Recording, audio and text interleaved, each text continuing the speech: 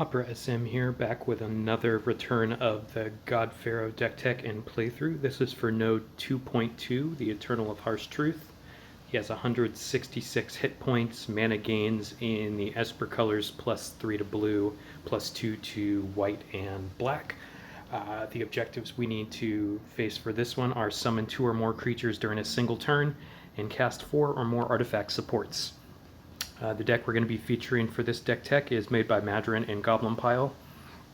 It's a really sweet list that I have a lot of fun playing. So we need to summon 2 or more creatures in the same turn. And this list has what? No creatures in it? That's what's so cool about it. We get to use some of our abilities on our spells and enchantments in order to summon 4 or more creatures. Also, we are using Nicol Bolas 1, which we can use its second loyalty ability of draw 2 cards and summon 4 2/2 zombies, so that can just accomplish things by herself. Also, we can use the first ability to just destroy creatures as needed for control. There's quite a bit of other control in the deck, which we'll see, but let's go ahead and take a look. So we need to cast artifact supports, of which we have 4 in this deck. Pyramid of the Pantheons for 5. Will gain you mana at the beginning of your turn for as many shields on it. So it starts with 3 mana, and then if you reinforce it, can get even more. It's just one of super efficient mana gain cards. Mox Tantalite is similar with it, though it takes a little more setup. It costs 5, starts with 6 shields beginning of your turn. It loses a shield, and when it has 3 or less, you flip it, but then you get 5 mana at the beginning of each of your turns. Note, if you're playing this, you don't want to reinforce it usually, just because you want to let those shields get down to 3 or less, so it will flip. We also have Grafdigger's Cage, which when this support enters the board, exile all graveyards, and then whenever a card enters a graveyard from anywhere, exile it. Then if people try to fetch something, they have to discard this card. This can be good. This is kind of a Sphinx-themed deck that you're playing against. But it does have one of the gods, I think Locust God, in there. So this is nice to keep Locust God from recurring. All right, and then Sigil of Valeron. This is the first of our cards that can summon creatures. So this will give our first creature +1/+1 first strike and the Knight's subtype. And then whenever your first creature attacks, you create a Knight token, which I believe is a 2/2 Vigilance. Let's double check if Grandpa Bryce can ever figure out how to click the card here. There we go. Good job, Bryce. All right. Token Vigilance 2/2. Yes. All right. Then moving on, some other stuff that can create some tokens. Oath of Liliana is great support for 11. That at the beginning of your turn, you summon 1 2/2 zombie. And then when it enters the battlefield, you can destroy target creature your opponent controls. So that's awesome. It's a removal spell that can also make creatures. So if we'd have, for instance, both Oaths of Liliana and Sigil Sword of Vigilance out in play, that could be our 2 creatures we make in a turn. If we already had a zombie on board, so a later turn, we'd summon a zombie to reinforce it. That would be summoning 1 creature, and then when we attacked with that zombie, we'd create a Knight token. That would be our second one. So that's great. And also Sigiled Sword of Valeron, even if they do kill some of our other creatures, if we still have a Knight in play, the Knight attacking could be the equipped creature, and then keep swinging to make more Knight reinforcements as well. Blue Sun Zenith, because it's Blue Sun Zenith, and pretty much any deck that could play it might want to, just because you can draw 6 cards with 10 mana. Ruinous Path is a removal spell that I love. It costs 5 to destroy target creature, which is super efficient. But it has Awaken 9, so if you cast it for 14, you get to summon 6 1/1 Swamp Elemental creature tokens into haste. So destroy a creature for 5, or destroy a creature and get a 6/6 hasty creature, which will meet our summon requirement since it puts 6 creatures into play, is fantastic. So this is a great card for this sort of build. We also have a lot of other removal. Again, a lot of this is exile stuff, so it can deal with the gods, which are obnoxious. We have Vindicate, which exiles a creature for 6. Vraska's Contempt. There are some cheaper 7-drop exile spells, but this one can also make your opponent lose 2 life and you gain 2 life, so a little added value. And then Hour of Glory, which exiles a creature, and then they take damage equal to that creature's base power. Something else, let's go ahead and run this against our opposing deck here.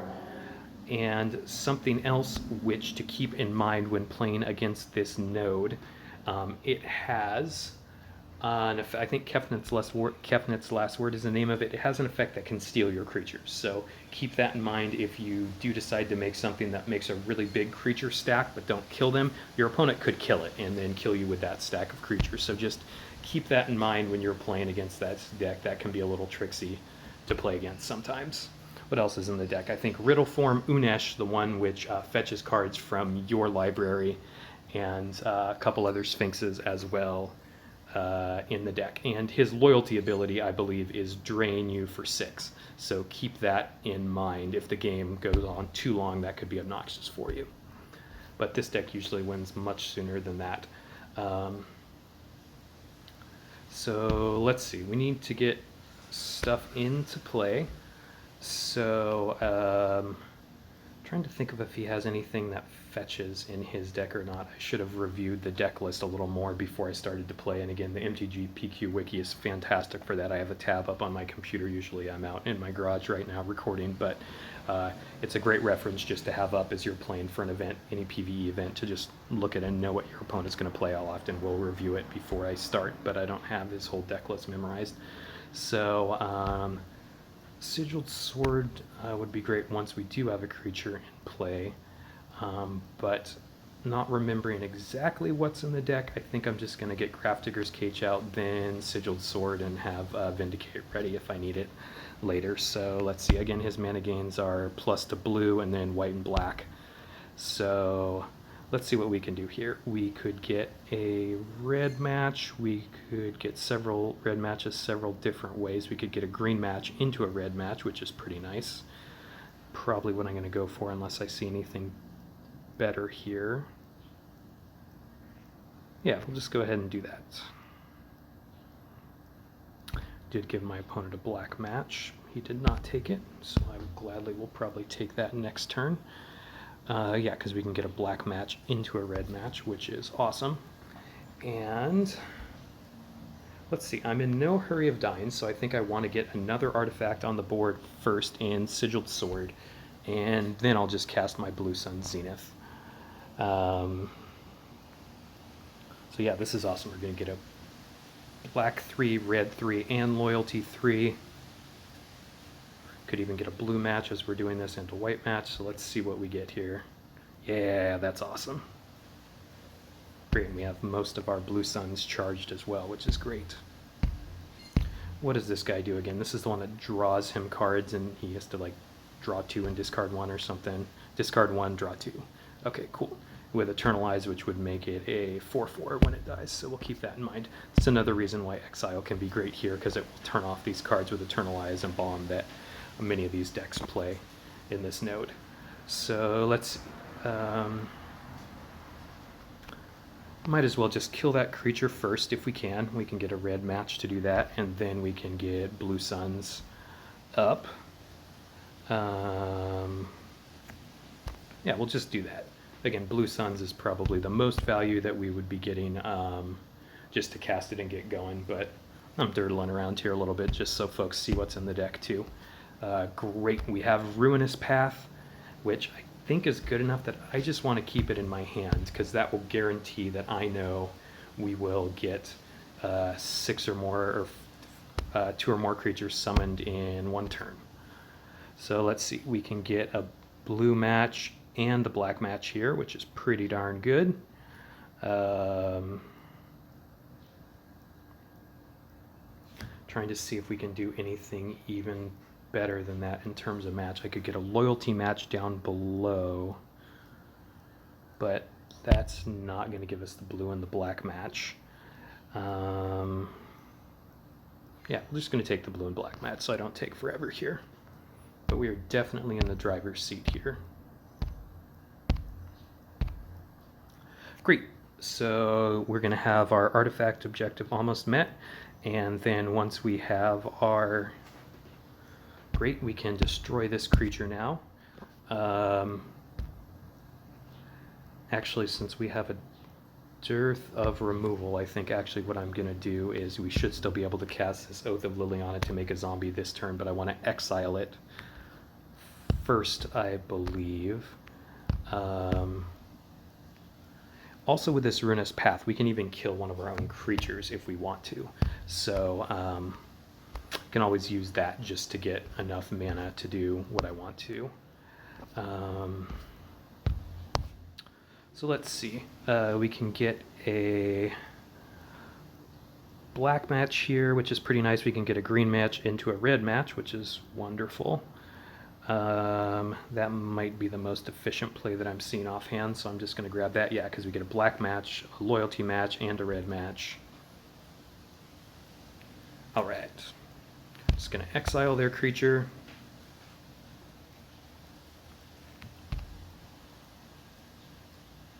They did their whole drain thing to us. I got a pretty nice cascade here. I have Unesh, which took some of our cards, which is good. So what we can do is we'll Ruinous Path to kill one of their creatures and get a 6/6 haster to start beating face, and then we can Hour of Promise another one. I'm going to Hour of Promise the 8/8 so he takes more damage. And so this turn we will have the summon 2 or more creatures met, and then we just need to cast 1 more artifact support, and then we're good, which we have. So I want to get Mox Tantalite out for that. So let's see, I have a red match, which can give me 4. I think that's just what I'm going to do now, and then Tantalite can go out later. So we're going to go ahead, exile the big one. Then Ruinous Path, destroying this, summoning 6 1/1 creatures, so we get attack with 6/6 as well.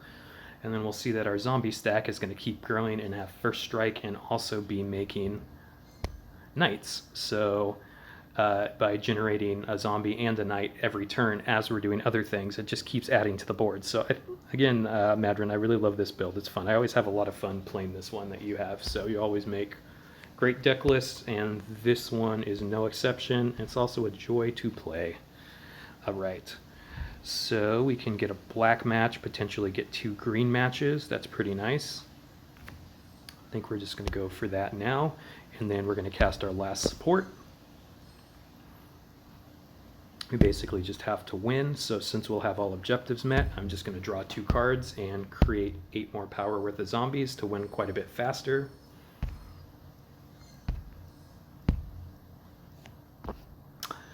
Do want to keep some removal charged up in hand, because if he does steal my creature, I just want to be able to deal with it. But if he does take it and we can just kill it, then it's not as much of a problem. Right, and actually I think it's even better to just get the pyramid online, because that is more efficient right now. I know the other one requires setup, but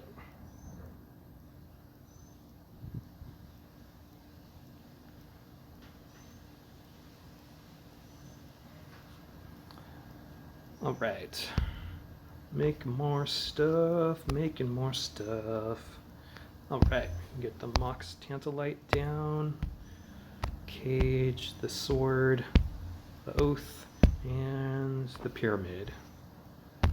We've got everything down. I'm just going to charge up the Ruinous Path as well, so we could make something else, our stack even bigger if we need to. Let's see, got a blue match. I'm just going to take that. That gives the opponent the most mana, and it gives us a decent amount too. Also got a black match off it, which is nice. We have our black removal spell, which will give us a 6/6, 6 more power on our Hasty Swamps all charged up, so we're good there. Oath of Liliana. This is just, we've got spoils for days in our hands to still have all these to our opponents at the end. But yeah, as you can see, our piles are just hitting the opponent pretty quickly. The game is effectively on lockdown at this point, and we're just gonna keep making matches till we can get a win here. So let's see. We can just get black match. I think I'll do that over a red match here. Just triple checking. Yep, we've had more than enough creatures cast and more than enough supports cast, so we're all good there.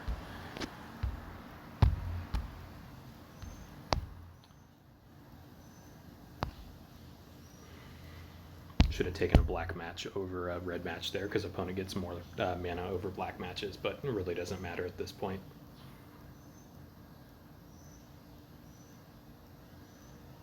Alright, there's his Locust God, and as I mentioned, that thing can be a little bit obnoxious and great. This is flip, so now we're going to get even more mana every turn.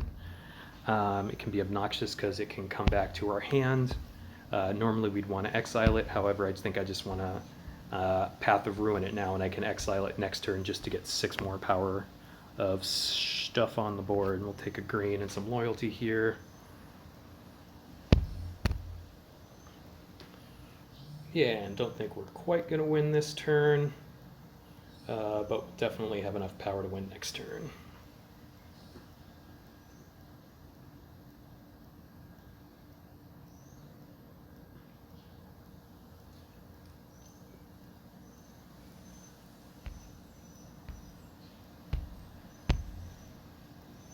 Alright, there's his Riddle form, which is a great card if you need to lose creatures. Also, if you need to summon a lot of creatures, it can do a pretty good job with that too. So, again, pretty easily met these objectives. Thanks again, Madarin. This is a fun deck, and hopefully this is helpful to folks as they build for this in Return of the God Pharaoh on future events or for the rest of this event. Victorious.